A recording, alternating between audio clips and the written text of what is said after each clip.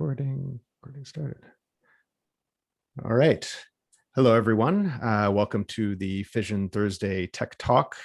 Today we have François Best dialing in from France, where he's going to present Chiffre.io. And I think that's about it. I will let you do a full introduction. So take it away. Right. Thank you, James, and the Fission team for having me today, wherever you are in the world. So Chiffre is the side project that I started in November 2019, I think it really started. Basically, I was working with a client that was using Google Analytics and sending all of their business data to Google. And I freaked out. I was like, what are you doing? You're sending absolutely every single business event, every single event that the users do that relate to their business is sent in clear text to Google. It's like you're giving away your most precious data to your competitor. I mean, yeah. Google is probably not the direct competitor, but anybody that basically sends anything to Google, Google can learn a lot about their business and decide if they want to acquire them or launch something that seems similar, right, and probably kill it 2 years later.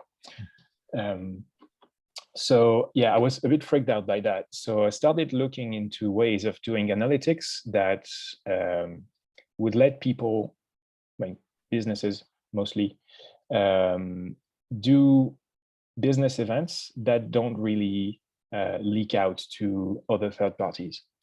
And I started looking into privacy preserving analytics software. There were a few, but I also at that time was looking into how to get back some of my privacy online.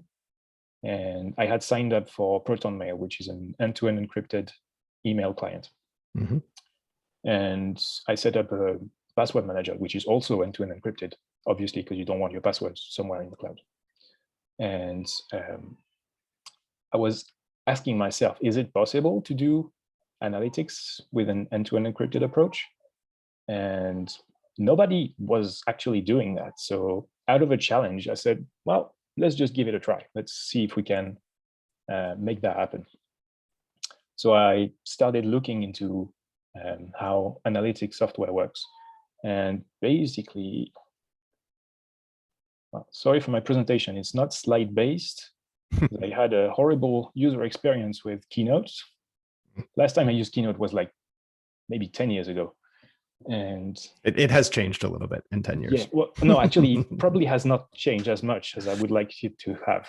So there were a few things that didn't work and I expected them to work. Anyway, so I'm doing everything in Excalibur. If you haven't tried Excalibur, it's a great note-taking app. So traditional analytics, there's usually two ways of doing things.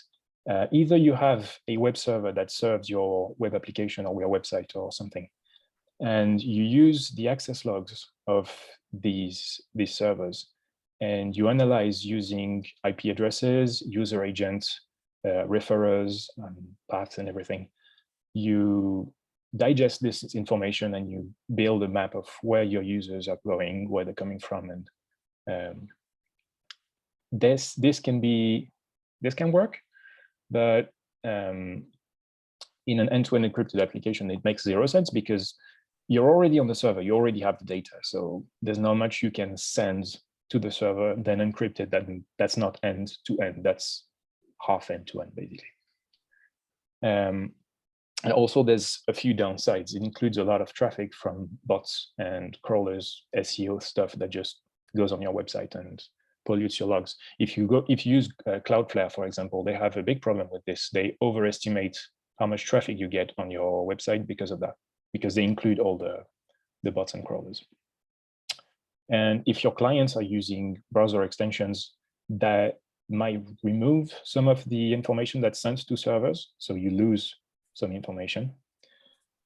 The other way we can do analytics is client-based. So you download a bit of JavaScript, cracker script, what we call it usually, that runs on a client, collects a few points of data, like the page you're on, how long you've been on the page, your general navigation pattern around the site, and sends it to a third party. Third party being the analytics service, first party being your client if you're the company, the analytics company. So it sends that to this API. And from there, it's digested and turned into analytics data points. So the downside there is that it requires JavaScript to run. But honestly, these days, not having JavaScript means that you're going to have a very bad experience on the web. Yep. The main downside is that it can be blocked by ad blockers. And some of the analytics people have had this problem. Like Google Analytics is blocked pretty much everywhere now. I think Safari has decided to block it by default. And anybody who runs uBlock Origin will have Google Analytics disabled. So you don't really see the big picture. These two methods are the entrance into the analytics engine, basically. So that's a collection of events that get stored in a database. And your clients, so the person who wants to know stuff about their website, in their dashboard will run some queries. So for example, give me in this time range, how many people have visited this page, for example. And on the server, the analytics engine will run some reducers and other calculations to transform those raw data points into aggregated results, leaderboards, and other digestible information that will be shown in the dashboard. So what the users see is a reduced version of the truth, if you prefer. So how do we transform that into an end-to-end encrypted architecture? So the thing we need to do, this is the, zoom out a little bit. There you go. This is a simplified version of the Chiffre architecture. There'll be a more detailed diagram later. So end-to-end means you encrypt in one end, you decrypt in another end, and the server does not absolutely see anything in clear text. So the way we do that is we're using public key cryptography. The visitor's browser, when they visit, for example, let's say I have a client, Acme Corp, that uses Chiffre. The Acme Corp website will include the tracker script and a public key that will be used to encrypt the data. So this data is anonymous statistics. So which page you're on, where you come from, your browser size and dimensions, the type of your browser, etc. All of this is encrypted using that public key. It's transmitted to the Chiffre server, which is basically a glorified message queue. And these encrypted data points are then sent to the dashboard. So we still have a dashboard where they are retrieved, decrypted, and this is there on the dashboard that the analytics engine, the reducing and digesting happens. So the server cannot do any of those because everything is encrypted. If we had used homomorphic encryption, maybe 10 years in the future, this will be practical. But at the moment, it's really, really not there. So the only way that's really practical to do that is in the client itself. So there we go. So why do we do end-to-end encryption? Because at the end of the day, there's always a why question. You may have heard the quote, data is the new uranium. It's not the new gold. It's not the new oil. Data can be very powerful, but it can be very dangerous when you mishandle it. We all have seen like leaks and acquisitions that basically undermine the privacy of the people that have used the service before.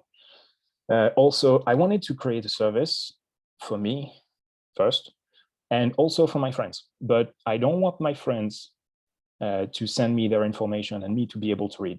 I don't care. I don't give a damn what your visitors do. So that's not my business. you can't leak what you don't have. You can't sell what you don't have, and also you can't subpoena what you don't have. So if malicious government suddenly decides, I want to see all your data, but I don't really have any data. There's actually been a subpoena on Signal 2 days ago, I think. Oh, wow. And they were just, we don't have anything. So that's the best response you can get, basically. And so, yeah, I tried initially minimum viable product prototype, really, to see if I could provide a similar service, not exactly the same service, because there's obviously some challenges and things I can't do because of the encryption, without really having access to the clear text data. So whenever you use encryption, you transform a data problem into a key management problem. The data itself doesn't really matter, but the key graph and the key dependencies, this is where the architecture lays. So this is a quick cryptographic overview of how Chiffre is implemented on the cryptographic side. So it all starts with a master password. This is the one thing that the user has and I don't have. And I can't guess, hopefully, if they use the strong enough one. This master password is used for two things, for authentication and for decrypting the various keys that exist in the system. For authentication, we use the Secure Remote Password Protocol, SRP, which is an authenticated key exchange with the server itself. So the server does not know the password at any time. That would completely be void if I was sending the password to the server. If I used it the traditional way, that wouldn't work. So this is actually the way that I think ProtonMail and I'm sure Bitwarden work. They do use SRP, which is not the most recent AKE, authenticated key exchange, but it works, it does a job.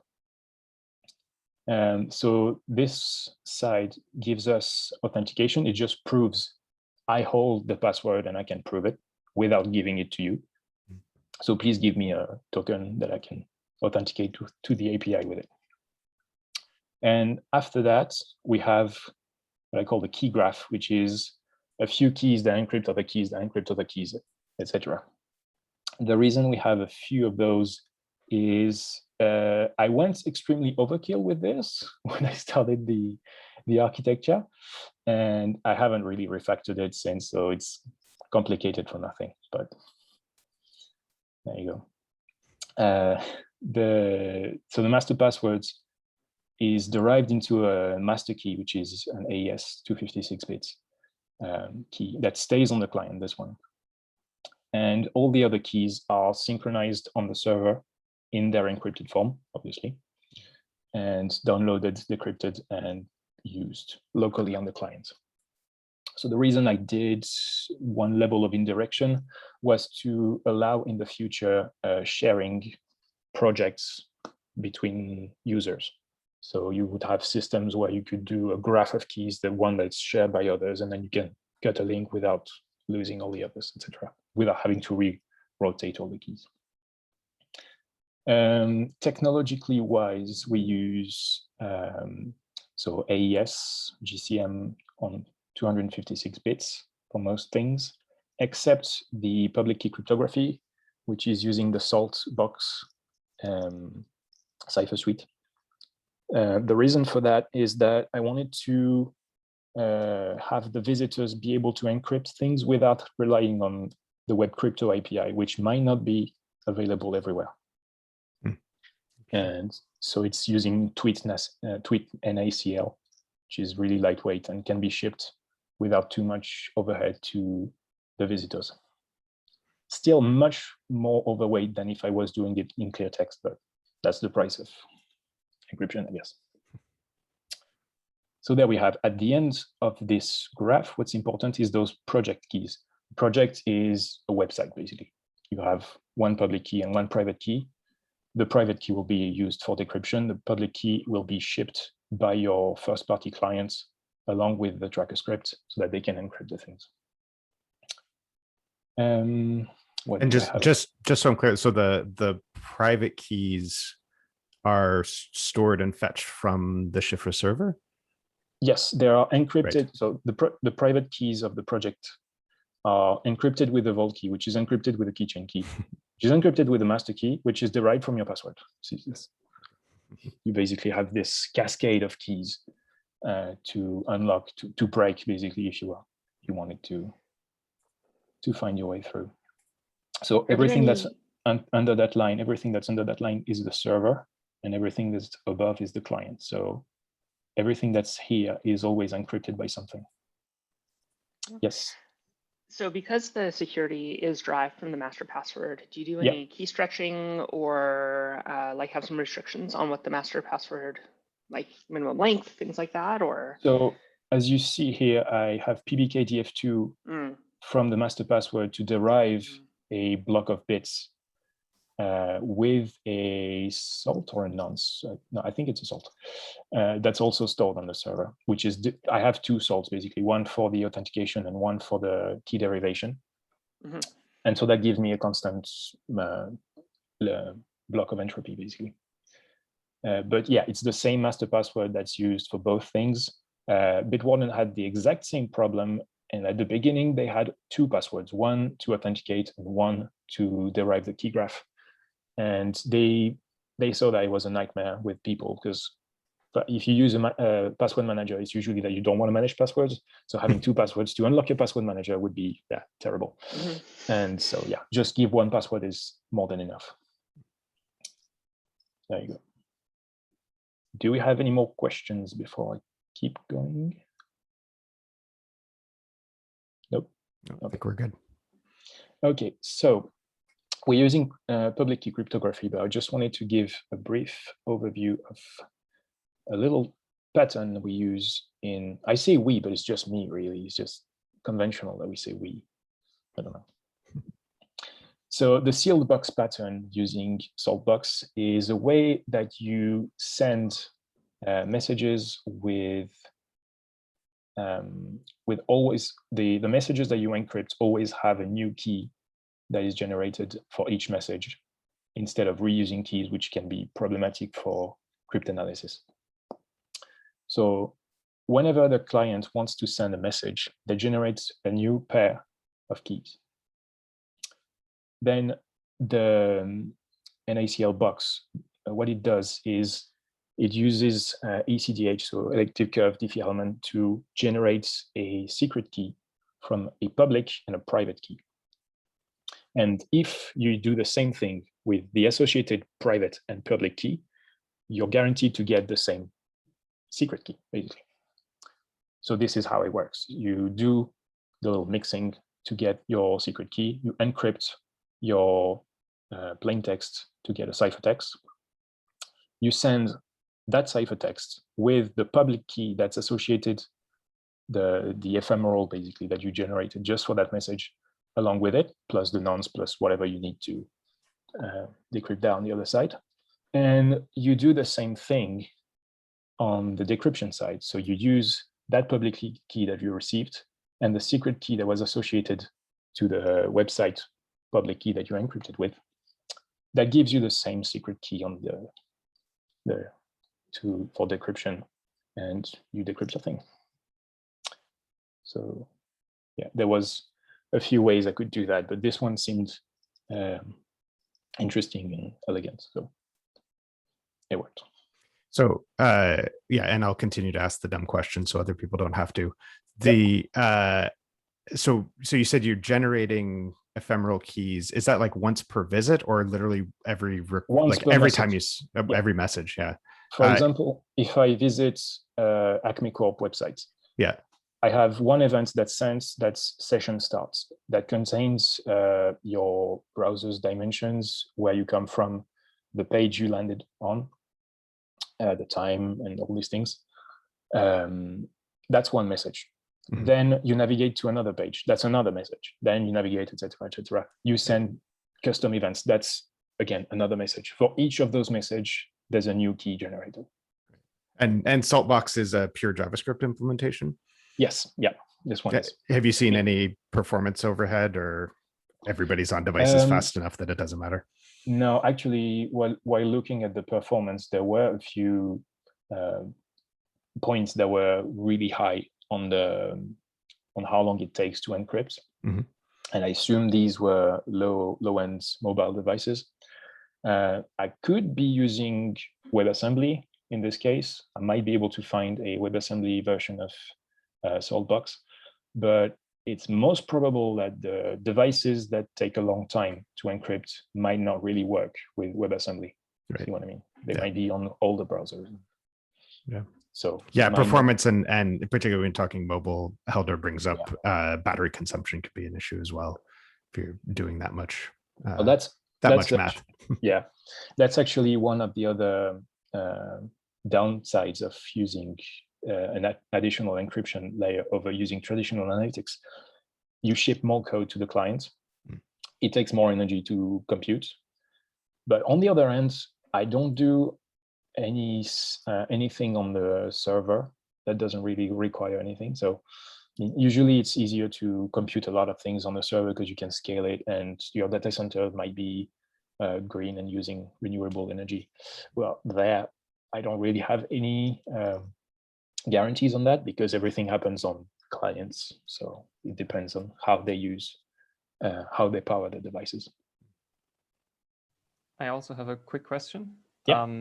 The project public key, that refers to the project here is the it's the website. Project, it's the website, right? Okay, so is the project public key delivered with yes, the project public key is in the HTML. It's one of the arguments of the tracker script. Basically, it goes with it, so it's shipped with it.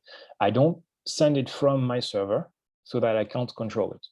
That's the rule, because otherwise it would be trivial for me to change the public key and send it to me. So I tell my clients, here is the snippet that you need to integrate. It contains the tracker script, and it contains a separate little JSON block that contains the public key and where to send the data. So which project ID to send the data to. Because otherwise it'd be trivial to just swap it and steal the data. Right. So we're going to look at a more detailed architecture diagram of the infrastructure. So this is a bit of peeking under the hood of how it's implemented inside. So we have the CDN that hosts the tracker script that's integrated into our visitor's browser. So it does what we said before, collects anonymous data, encrypts it, and sends it to a Node.js event collection service. So I could have done that in a completely monolithic way, but I decided to make it much harder for myself and use microservices instead. So yeah, simpler is always better. You learn that the hard way. Over and over again. Over and over again, yeah, you never learn. The only thing I want to zoom in on is this. So I have a retry strategy for sending stuff. So first I use the Navigator Send Beacon API, which is a low priority, low latency stuff that happens in the background.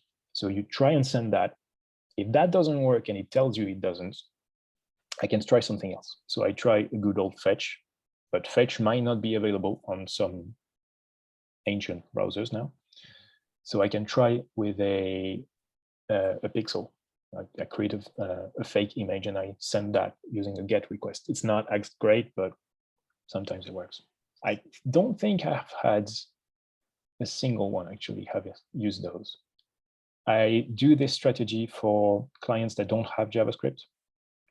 So those, obviously I can't collect anything relevant. So I just log, you have a visitor that doesn't use JavaScript. Because this is still encrypted, but it's encrypted by the server. It's not encrypted on the client because there's no JavaScript running. So I still give them some information, which is really, really limited. Just so you know that you had a client that didn't use JavaScript, in case that might be useful. So this event collection service is kind of simple. This one is open source. So most of the of the architecture is open source. Not all of it, because some parts are not quite finished and not really ready to be published. But this one, because it touches anything that comes from the client, I wanted it to have open source from the start, so that I can show no tricks up my sleeve. This is where your data arrives, and I can show you that I'm not doing anything weird with it. The only thing I do with it is put it in a Redis queue, so that it ends up in the main backend. The main backend talks to a PostgreSQL database, so it's completely centralized. And so I know you guys at Fission do decentralized stuff and maybe blockchain or whatever. Now this is good old PostgreSQL centralized database, but it's end-to-end encrypted, so it could theoretically be public read-only, wouldn't be a problem. And then we have the dashboard, which does the analytics part. It's a Next.js static export. So it's static for now, but it should be dynamic for a few reasons. So I might update that in the future. But the important part is this, that's the IndexedDB. So this is where the decrypted data points are stored. And this is basically my database in the browser. Instead of running it in the cloud, it runs on the client's browser. And this is all the things we do with Chiffre. So authentication, you derive your master password into a few keys. You do a secure remote password login. You fetch and decrypt the key graph. Fetch is basically asking the backend, do you have new data points between the last time I was and now? Give me all you have. You decrypt that using the key graph and store it in that browser database. And the queries happen on that database here. So everything happens on the browser. So obviously IndexedDB is not as powerful as Postgres or even MySQL, or even SQLite, to be honest. There's a few things you can't really do, so it's also a bit slow. But the main drawback, I would say, is that you cannot really scale that part. On a server, if you had a server and you have like thousands of clients connecting, or you have lots of data points, you can create more instances of your server. I can't really create more instances of the clients. I mean, the client's not gonna use 5 laptops to analyze the things. So that's one of the limits. And that's pretty much it. I think we reached the end. All right. And you mentioned you have a demo as well? Yep. Well, as you Excellent. said, as I said, the demo will be how do I exit full screen? Yeah, thank you. Let's go to Chiffre. So, well, you're gonna see a TOTP, but it doesn't matter. Failed to connect to server. That's always the demo. Demo gods got you already. The demo gods got me, right? Let's just see the status, shall we? Yeah, everything's operational. Okay, cool. Yep, log in.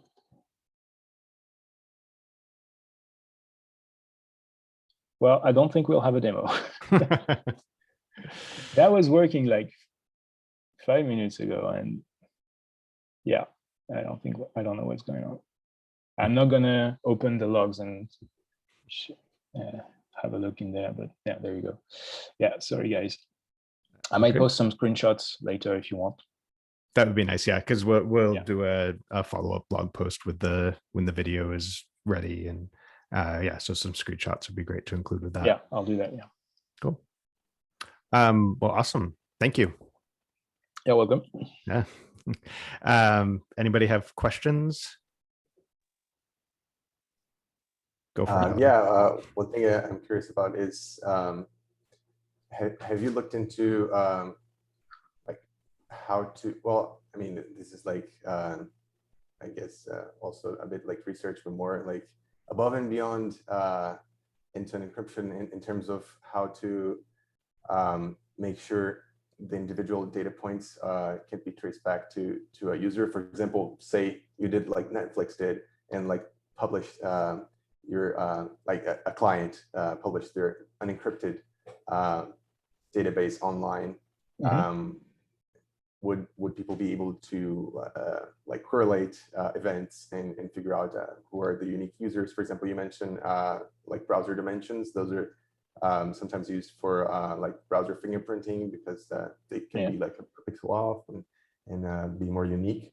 So is there anything done on the side of like figuring out what to ingest or how to ingest it that makes it more like about the website and less traceable to the user? So who would be doing this analysis? Is it like Chiffre, me, people like suppose my database? It leaks. And okay, then for so example, it's not my clients, because there's two entities that could be wanting to do that analysis. The client itself, my client itself, and they are totally capable of doing that because I give them the raw data. So at the end of the day, they could cross-reference. They don't have cross-session identification. So if you come back to a session, you don't have the same session ID, but there is inter-session connection of the data points. So I know that visitor X landed there, then went there, etc. So I have like navigation of your client across your website. But I don't have currently an easy way to do cross session. So if you come back, I can't know that you were there and then you did that before. You might be able to trace it, as you said, by correlating the session starts, knowing that you have the same browser, you have the same screen size, etc. But if the database was to leak, you wouldn't be able to identify anything because of the sealed box pattern. If I had been using one client key per session, then you would know that a few data points are related. So you know that these might be from, well, they are from the same person. But because each event has its own set of keys, you cannot relate those events together. You would have to decrypt them, and you essentially. Yeah, I was thinking about this case where like the customer, in the case, the person who sees the unencrypted data, if they were to leak it or get hacked or whatever, if it could be traced back to individual sessions. I mean, I expected it to be the case, but yes, I was wondering if you had been looking like into like further things for down the line. I think Brave does some kind of anonymization. Yeah, that's more like mathy advanced thing that. A simple thing that could be done really is to bucketize the data. For example, I could say, instead of giving you the dimensions in pixels for the viewports, I can give you a category. Is it mobile? Is it tablet? Is it desktop? Based on arbitrary breakpoints. Same for the browser. I could, before I send it, because once you've sent it, it's already too late. But before I send it, I could categorize into saying, this is Chrome, this is Firefox, this is Safari, and this is version 12, 14, 85, or whatever. I did not do that for the browsers because there's a library that does that very well, but it's really heavy, and I didn't want to ship that to every single visitor. So I might be able to do it with regex, trying to figure out the user agent, but that seems very brittle. For the screen dimensions, that's something that's definitely doable, and I was thinking of doing, yeah, definitely. So you can avoid fingerprinting with that. Cool, thanks. Yeah. So we had a question from Tristan that says, if I understand correctly, each person using the web app has to download and decrypt all of the events. Yeah.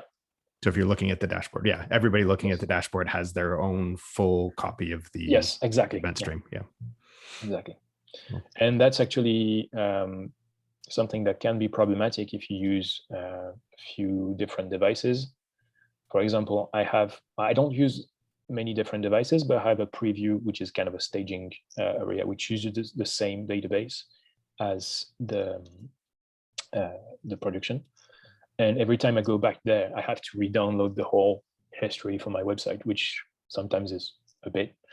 heavy and then can take a while. So yeah, that's one of the drawbacks. Sort of, it's not something that scales as well as traditional analytics for sure. right. But you have extra guarantees on privacy, I guess. Yeah. Sort of related. Do you have any, I'm going to assume no, but I'll let you answer, any access control, right? So if I'm using this for my company and, you know, person A leaves, they take the index DB with them, their browser most likely, right? Yeah, once you have decrypted something, the data is local in your browser. You can export it as JSON, so you can even do whatever you want with it. For now, I don't have any kind of access control, as you say now. Yeah. But the reason I did the indirection by vaults and projects was initially to allow this. So I actually started Chiffre not thinking about analytics in the first place. I was thinking of how do I send data from many to one in an end-to-end encrypted manner. And analytics was just an application layer on top of that. But there's probably many other use cases for this kind of architecture. One other question is that have you considered having desktop clients that allow like more storage or processing power, or for the dashboard side, for example, like macOS now comes with like built-in local compute APIs for machine learning and stuff that could be used to process the data on the client side. Is that something you've been thinking of for the future? Like a native client, you mean? Yeah, like an Electron client that uses like file system APIs for faster database access, and these machine learning things can be done like on the client side. One of the things I thought about but didn't really go through with it was to have a daemon that's running locally on your device that constantly fetches, decrypts, and serves a already decrypted version of the dashboard. So basically a server on your computer. That would actually be very helpful for a couple of reasons. Is that you can, with this kind of system where you have a long-running daemon, is that you can use that, for example, to send email digests every week or so, because you're not going to look at the dashboard every time. For now, I could do these digests, but the only thing I can send you in the email is an activity graph. I can tell you, during that time, you had 45 events. What they contain, I don't know. If you want to know, log in. But that's kind of limited. But thinking about that, I was thinking that if you want to use encryption, I guess there's a reason. So if you want to send clear text data to a Gmail address, for example, it kind of ruins the point. Yeah. So well, in aggregate, it might be helpful. Yeah. But yeah, I've seen this pattern.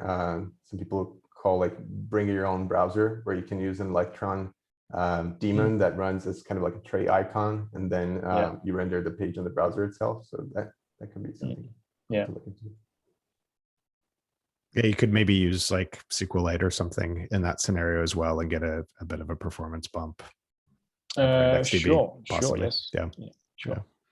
Yeah, IndexedDB was, I use what I had accessible in the browser. Right. We use it too, and feel the pain. So yeah, it's actually not that bad. I mean, you can already do a lot of things when you just come from local storage. It's like, oh wow, database, nice. Yeah, it's it's a low bar to jump over, but but then you find that you don't. There's a few things you can't do, like combine complex queries and So Jerry had a question as well, or a clarification.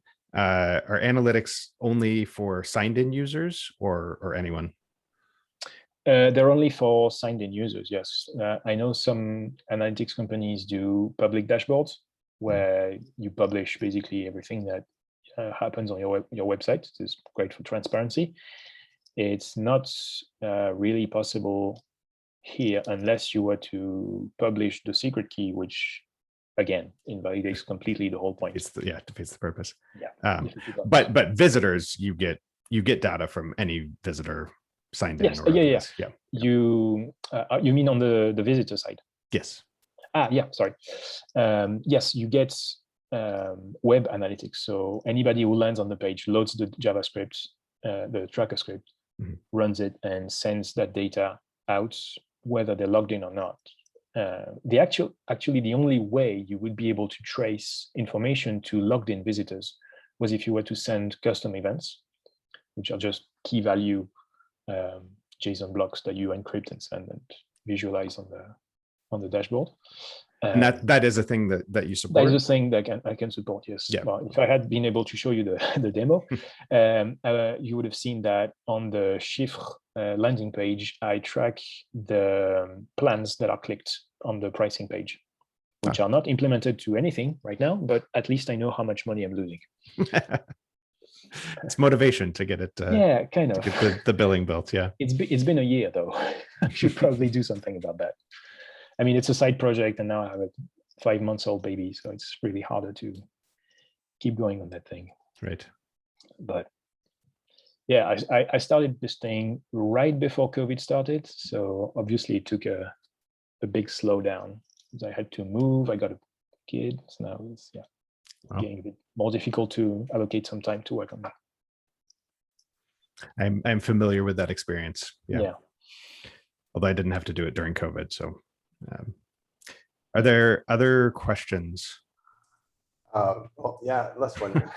I'm curious, like, I didn't like keep track of where the conversation went there, but have there been any like updates on the conversation with Brendan and people from Plausible, from Fathom, who are kind of like working up a little lobby group to get the people from e2ee Privacy and the block lists from to stop blocking based on privacy criteria for analytics? Is there any hope there? Great question. To recap a bit from people watching the video later, Helder here started a discussion. Well, he included me gracefully within a discussion with Brendan Eich, the creator of JavaScript and of the Brave browser, who manages basically what ends up in Brave and etc. And other people from the privacy-friendly analytics businesses like Fathom, Plausible, Simple Analytics, mainly those three. Maybe there were a few others, I'm not sure. So the problem initially was that there are ad blockers or privacy blockers that block the tracker scripts.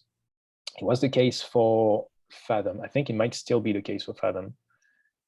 Plausible is also impacted by this. Chiffre is totally unknown, so far I don't have any problems, but I'm not sure I even have visitors from Brave. I mean, not on my websites at least. I haven't seen any in the browser types.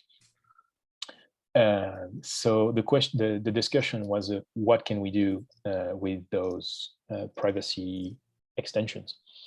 And well, on my part, the Chiffre part, I've tried to advocate for the fact that I didn't know anything, so maybe I'll be good with that. But as I said, I'm not known at all. So far, I've been able to fly under the radar.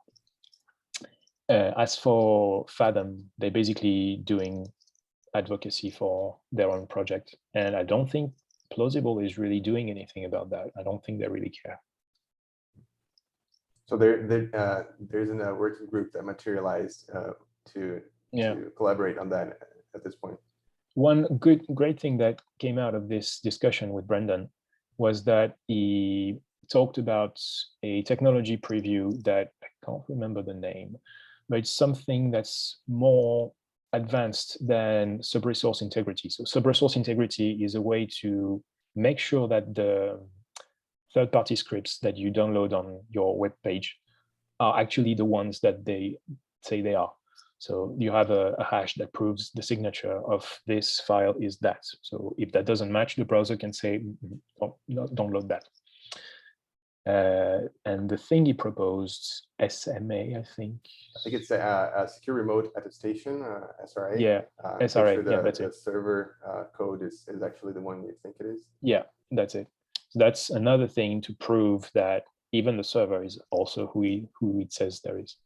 So I actually started doing a side project about that a long time ago, which was hashing everything that happens, all the payloads and all the artifacts that you ship into the clients, sign them, do basically a Merkle tree of all that, and have one big signature per deployment, and you can easily see if it matches or not. So when you download something, it's like SRI, but not integrated in the HTML, which kind of was, doesn't really work, but that was one attempt to do that. But the one thing I wanted to have is to tie that to a public CI/CD run.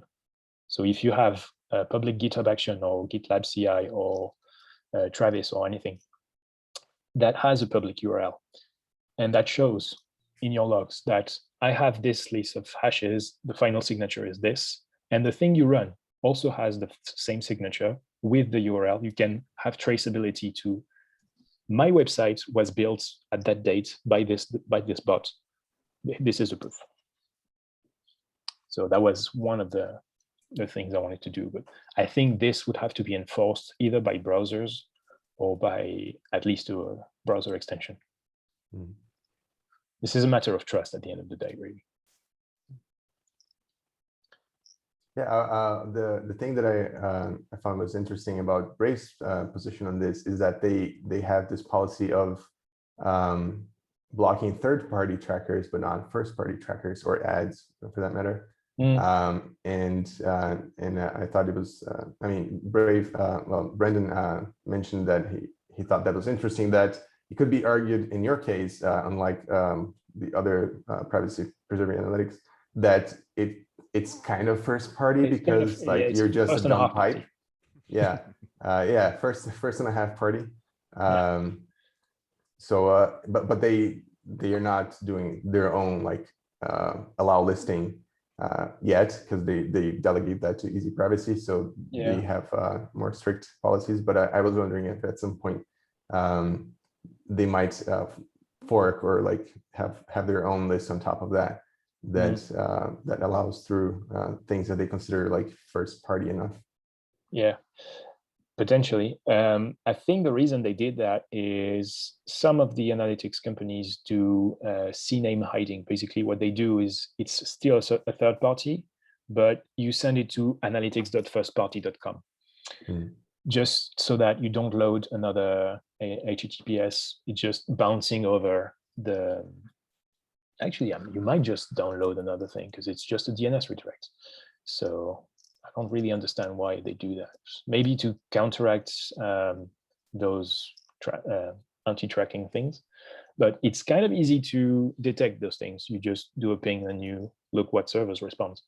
So, and also I find it really sneaky, this kind of practice. Yeah, and in the case of first party, I guess they also have policy of not blocking it, because at some point it can get hard to decide what's I mean, if it's the same code that runs the application that captures data back to the application developer, it's hard to know like automatically what is just features getting used in like information about them.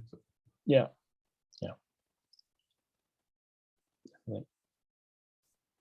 Well, that's it for me, James. Well, thanks for all these questions. Yeah. Brooke, did you have questions? I saw you unmute at one point. Yeah, well, I guess I have. Yeah, so there were two things I was curious about. First was differential privacy. So in the same way that, you can't be subpoenaed what you can't decrypt, you can't correlate data that's been, or it's much harder to correlate data that's been randomized to some degree. Have you looked into that at all, or is that out of scope for this project? I haven't looked really at that. The only thing I really looked at the beginning was homomorphic encryption. And at the time, and probably still now, it took, I think, 12 minutes to calculate, to do a query on a list of 100 items. It was like completely ridiculous. So I was like, do you expect me to run a plus operation that takes 2 minutes? No, it's not going to work. Yeah. So, Totally. but yeah, Brendan talked about parallel homomorphic encryption, which is something I haven't heard of since he mentioned it, and I still haven't had the chance to look into it, which might be more efficient. But again, all these things would run on the server.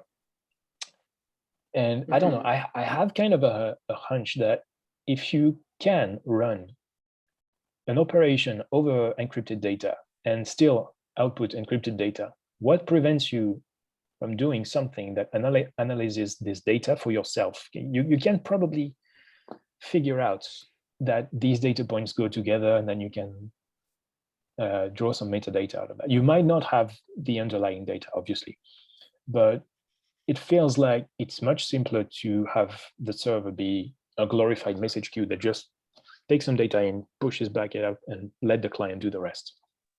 Yeah, totally. So the idea with differential privacy is when the client is reporting the events, you add some noise to it. So you do a coin flip and say, I'm going to just give you some random garbage data this time. So it adds enough noise that you still get enough to create, a reasonably good line or regression, but not enough to correlate to any particular user. But anyway, sounds like maybe out of scope. Yeah, the other thing was actually about fully homomorphic encryption. So I agree. General FHE 5, maybe 10 years away, right? It's like super slow. There's also some, and this is more comment, I guess, than question, but just because we've been looking at some of this stuff as well, there's certain classes of things that are faster for a subset of the space. So multi-party computation can be relatively fast, and it's mainly based on the underlying mechanism is essentially Shamir secret sharing. So it actually ends up being relatively quick, and there's enough versions of it that you can really dial to, like, I want this to be very fast or to be very network low cost for the network bandwidth. And it's kind of, there's that trade-off between the two. But you can do it where you have, two parties, the user and the website owner, basically. Right? And then they can, or have multiple, you can have 5, 10 people, and then get back answers about how many of these events happened without knowing who did them at all, which feels like just magic. But again, it's now you're implementing specific protocols for every kind of analytic, right? So, yeah. I see. Yes, I can see how this kind of approach would kind of explode as you scale, not in users, but in complexity for your own application. In my case, because it's JSON encrypted, decrypted later, I don't really have this thing. But to echo back on your first question, I do actually, I have seen problems with this approach, that I have a Grafana dashboard that shows me the size of the payload that I sent or receive, depending on where I am. And you can definitely see over time some lines appearing. So you know that some messages are always that many bytes off each other. And those would be the do not track messages that contain 0 data. Or I would have a page view, which usually contains just a little bit more data, but not too much. And then you have another line, and then you have another line. So you can definitely see some patterns emerge. And the one way to do that would be to add some randomness to, even 0 padding, really, that would be enough, because it's encrypted after that, and the ciphertext itself is random enough. But just so that every message is kind of the same maximum size.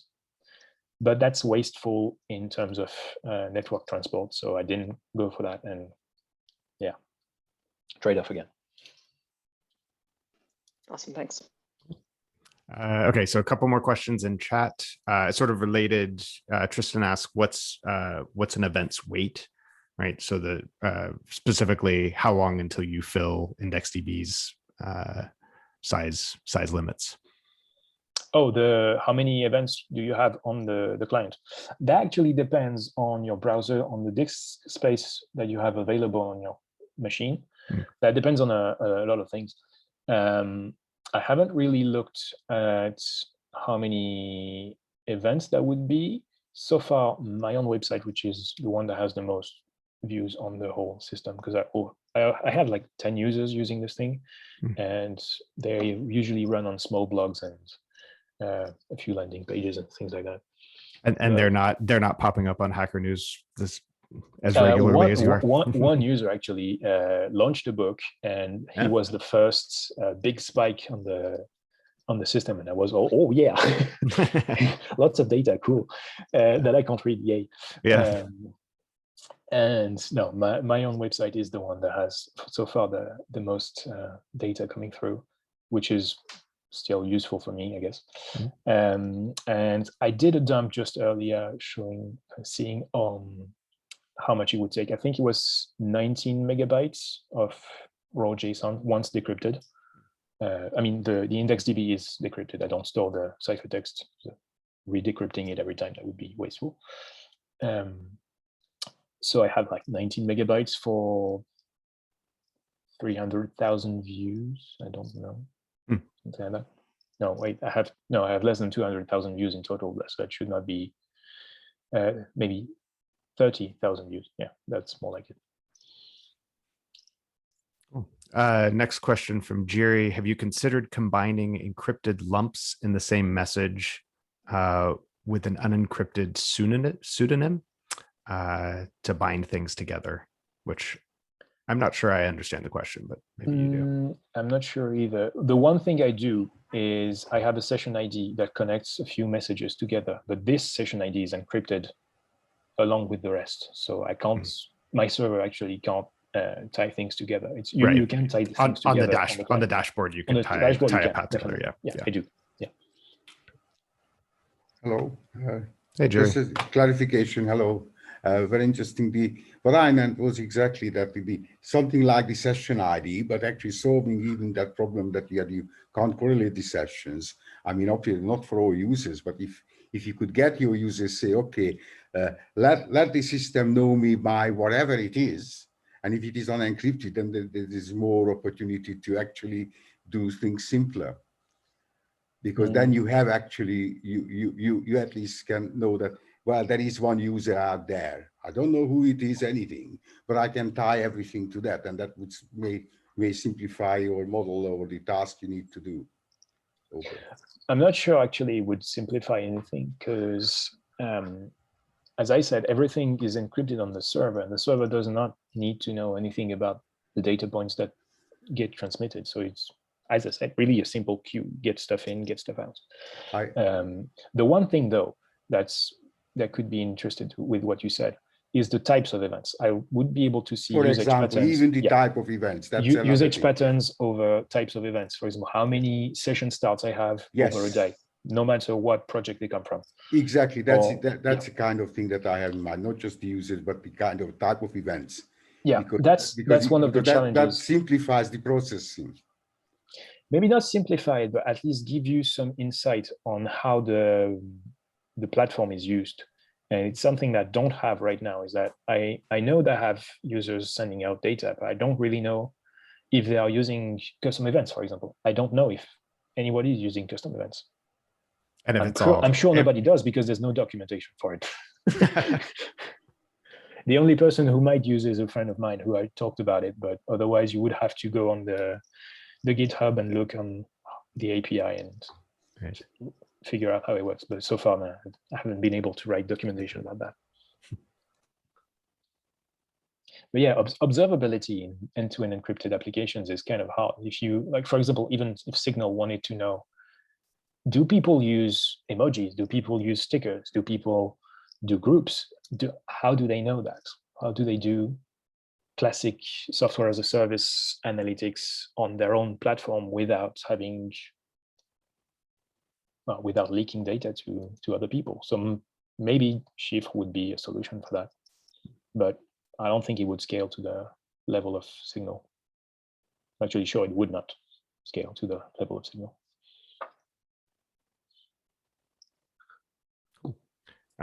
So Helder said he was done, but he asked, what's the your friend's book? Who launched a book? What is the book? That was Mike Nichols, and his book was about cloud native developments. I can post a link somewhere, I guess. I don't know where. Perfect. I'll see if I can find it. Yeah, I'll send it to you, and then you can post that in the show notes. That'd be great. Any other questions? We're just over an hour. Nothing? Going once, going twice? All right. Well, François, thanks again for coming and presenting. Yeah, thanks for having me. It was I found it totally interesting, and yeah, good luck with the future of Chiffre. Thank you. Thanks a lot. Bye-bye.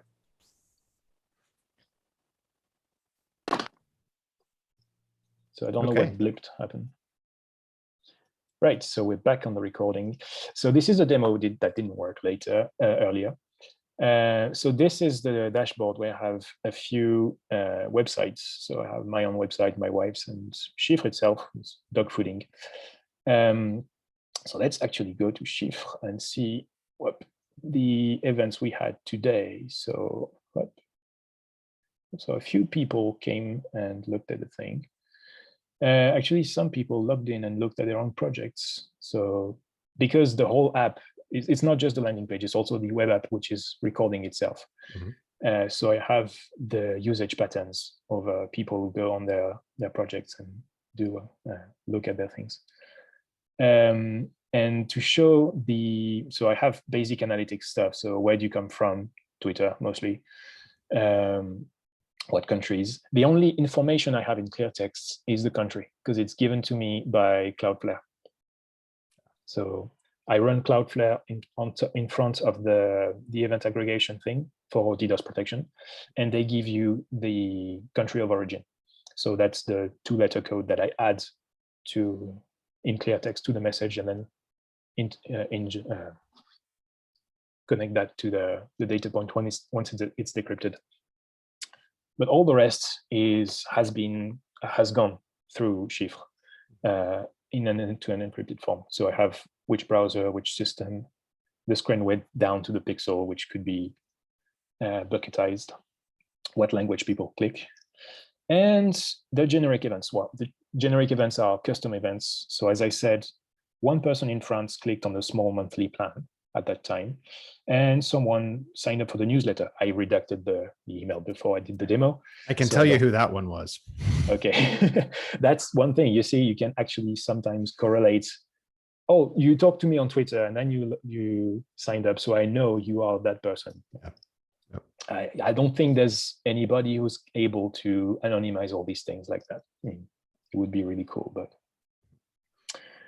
So that's the navigation. After that, you have basic,